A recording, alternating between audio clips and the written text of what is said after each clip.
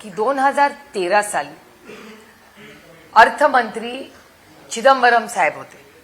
चिदंबरमजींनी एक स्टेटमेंट केलं होतं एका प्रेस कॉन्फरन्समध्ये की जर 1 वर्ष या देशातल्या लोकांनी जर सोनं विकत घेतलं नाही तर आर्थिक परिस्थितीमध्ये खूप बदल होऊ शकतो, असं फक्त स्टेटमेंट त्यांनी केलं होतं.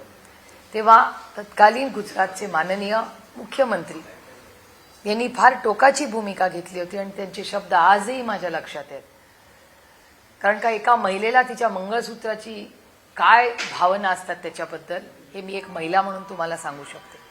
आणि ह्या परिस्थितीमध्ये माननीय प्रधानमंत्र्यांचं एक स्टेटमेंट होतं की काय दिवस आलेत बघा की ह्या देशाचा अर्थमंत्री आज काय म्हणतोय की तुमच्या मंगळसूत्र विकत घेऊ नका, सोनं विकत घेऊ नका, इथपर्यंत यूपीए सरकार पोचलंय असं माननीय तेव्हा तत्कालीन गुजरातचे मुख्यमंत्री म्हणले होते.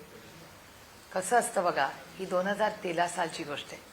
आज आपण 2026 मध्ये आहोत आणि माननीय गुजरातचे तत्कालीन मुख्यमंत्री आज या देशाचे प्रधानमंत्री आहेत आणि त्यांनी परवा स्टेटमेंट केलं की सोनं घेणं बंद करा. माझा पहिला मुद्दा अतिशय विनम्रपणे माननीय प्रधानमंत्र्यांना आहे की ठीक आहे, अडचण आली आहे. जसं ऑपरेशन सिंदूरच्या वेळेस आम्ही भारतावर हल्ला झाला म्हणून तुमच्याबरोबर उभे आहोत, जसं आदरणीय पवार साहेबांनी सुचवलंय की आर्थिक परिस्थिती जर अतिशय गंभीर असेल तर एक ऑल पार्टी मीटिंग, आमची एकच विनंती आहे की माननीय प्रधानमंत्र्यांच्या उपस्थितीत घ्यावी.